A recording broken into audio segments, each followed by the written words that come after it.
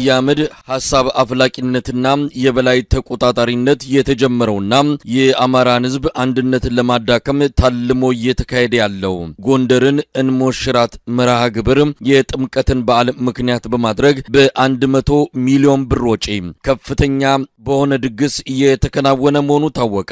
ከ50 በላይ ጋዜጠኞች፣ ቲክቶከሮች፣ የፊልም ባለሙያዎች፣ አርቲስቶችና ጻፊዎች ከፍተኛ ገንዘብ ተከፍሏቸው ለ10 ቀናት ጎንደር ከተማ መግባታቸውንም ያገኘነው መረጃ ያመለክታል።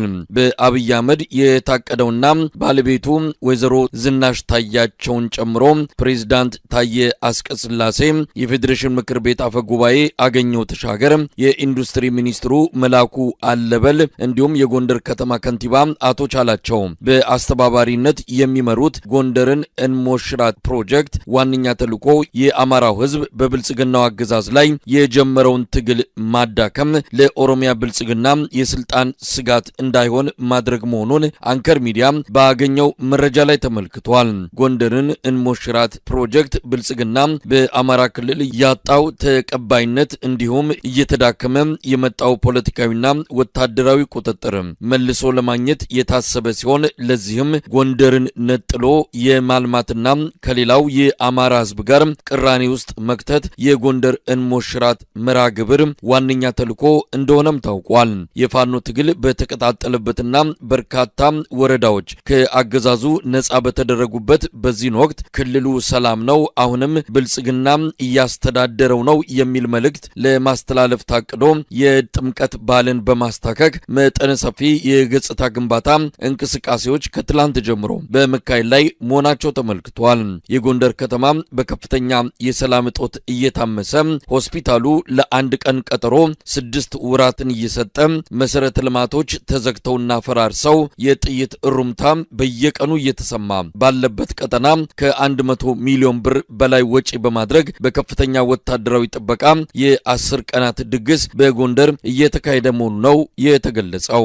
ለእያንዳንዱ ጋዜጠኛ፣ ቲክቶከር፣ አርቲስትና ታዋቂ ሰው የአውሮፕላን ቲኬት 25,000 ብር፣ የ10 ቀናት የሆቴል ቆይታ በቀን 2,000 ብር አበል እንዲከፈላቸው የተደረገ ሲሆን ይህንን በማስተባበር የባህል ሚኒስትር ዴኤታው ነብዩ ባዩ እንዲሁም ተጓዡ ጋዜጠኛ በሚል ራሱን የሚጠራው ሄኖክ ስዩም የብልጽግናው አገዛዝ የፕሮፓጋንዳ ክፍልን እየመሩ እንዳለም ተመልክቷል። በጥቅሉ ለጋዜጠኞችና ቲክቶከሮች እንደዚሁም ለአርቲስቶች ከ30 ሚሊዮን ብር በላይ መመደቡ ታውቋል። በኦሮሚያ ብልጽግና ባለስልጣናት ልዩ ትኩረት የተሰጠው የጎንደሩ ሰሞንኛ ትዕይንት የደመቀ እንዲሆን አባገዳዎችና የሀገር ሽማግሌዎች ወደ ጎንደር እንዲሄዱም ተደርገዋል።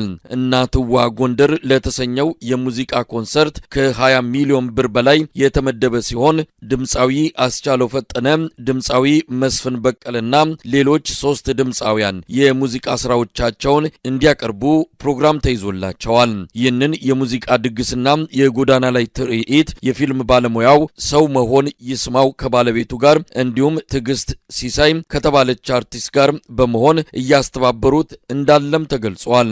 ሌላው የአጼዎች አዋርድ በሚል የተዘጋጀ የሽልማት ፕሮግራም ሲሆን በርካታ ሰዎች ለሽልማቱ ቢታጩም ብዙዎች ፍቃደኛ ሆነው ወደ ጎንደር እንዳልገቡ ነው የተገኘው መረጃ የሚያረጋግጠው። ለአጼዎቹ አዋርድ ከታጩትና ከተጠየቁት መሃል ፕሮፌሰር ኃይሌ ገሪማ አንዱ ሲሆኑ ፍቃደኛ ባለመሆን መቅረታቸው ተመልክቷል።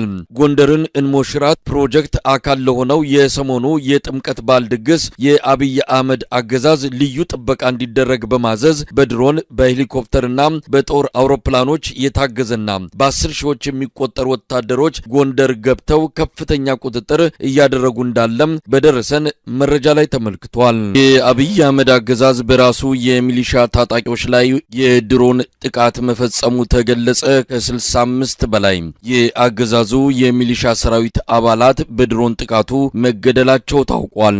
ሐሙስ ጠዋት በበለሳና በዋህግምራ ዞን አዋሳኝ አካባቢ ሳህላ ወረዳ ሰየም ድልድይ በተባለ ቦታ ላይ የሚንቀሳቀሱ የብልጽግና የሚሊሻ ሰራዊት አባላት ከሌሎች 40 ሰላማዊ ዜጎች ጋር በድሮን ጥቃት መገደላቸውን በማረጋገጥ የአማራ ፋኖ ብሔራዊ ኃይል ሰሜን አማራ ቀጠና በላይ ዘለቀ እዝ ያደረሰን መረጃ ያመለክታል። በዛሬው ጥቃት 65 አምስቱን የብልጽግና ሚሊሻዎችን ጨምሮ 105 ሰዎች በድሮን ጥቃት የተገደሉበት ክስተት በስካሁን ከፍተኛ ቁጥር ያለው ሰው በድሮን ጥቃት ሕይወታቸውን በማጣት የመጀመሪያው እንደሆነ ነው ለማወቅ የተቻለው። አገዛዙ ለራሱ ታጣቂዎችም ርህራሄ እንደሌለው ባመላከተው በዛሬው የድሮን ጥቃት ከ40 በላይ ሰላማዊ ዜጎችም አንድ ላይ መገደላቸው የተረጋገጠ ሲሆን የአማራ ፋኖ ብሔራዊ ኃይል በላይ ዘለቀ እዝ ሰሞኑን በተለያዩ አካባቢዎች ለፈጸመውና ከፍተኛ ኪሳራ ላደረሰበት ጥቃት የተወሰደ የበቀል እርምጃ እንደሆነ ነው ከእዙ ህዝብ ግንኙነት የደረሰን መረጃ የሚያመለክተው። አገዛዙ የራሱን ሚሊሻዎች በድሮን ጥቃት ለመግደል የወሰነበት ምክንያት በትክክል ያልታወቀ ሲሆን በስህተት ነው ለማለት የሚያስችል አይደለም ሲል የበላይ ዘለቀ እዝ ህዝብ ግንኙነት ኃላፊ ዮሐንስ ንጉሱ ለአንከር ሚዲያ ገልጸዋል። ይህ በእንዲህ እንዳለ በተለያዩ የአማራ አካባቢዎች የሚካሄደው የህልውና ተጋድሎ ተጠናክሮ እየተካሄደ ነው። በወሎ ቀጠና ሰሞኑን በተደረጉ ውጊያዎች በርካታ ያገዛዙ ወታደሮች የተማረኩ ሲሆን ቁልፍ የሆኑ ቦታዎችም በፋኖ ቁጥጥር ስር መግባታቸው ተመልክቷል። የህዝብ ተወካዮች ምክር ቤት አባልና የአብይ አህመድ አማካሪ እዚህ ዋሽንግተን ዲሲ በሆቴል ውስጥ ህይወታቸው አልፎ መገኘታቸው ተገለጸ።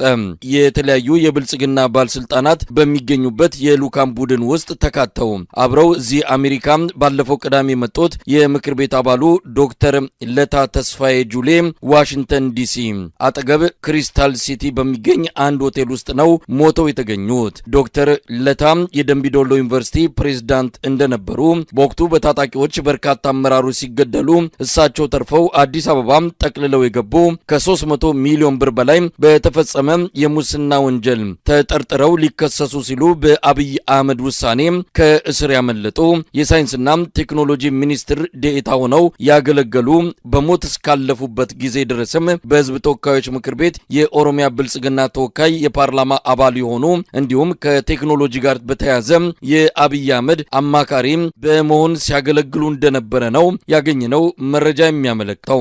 ዶክተር ለታ ተስፋዬ የአሜሪካን ጉዟቸው 3ኛ ዲግሪያቸውን ከመቀበል ጋር የተያያዘ እንደሆነ የሚገለጽ መረጃ ቢወጣም አንከር ሚዲያ ባገኘው መረጃ ዶክተር ተስፋዬ ወደ አሜሪካ የመጡት ከመንግስት ከፍተኛ ባለስልጣናት ጋር በመሆን ነው።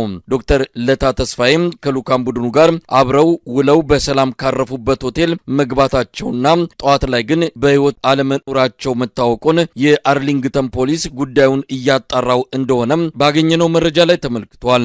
ዘግይቶ በደረሰን ዜና ደግሞ ዶክተር ለታ ተስፋዬ አስክሬናቸው ዋሽንግተን ዲሲ በሚገኘው የኢትዮጵያ ኤምባሲ አማካይነት መወሰዱንና በሚቀጥሉት ቀናት ወደ ሀገር ቤት እንደሚላክ ታውቋል። የሞታቸው መንስኤ ግን በፖሊስም ሆነ በኤምባሲው በይፋ የተገለጸ ነገር የለም።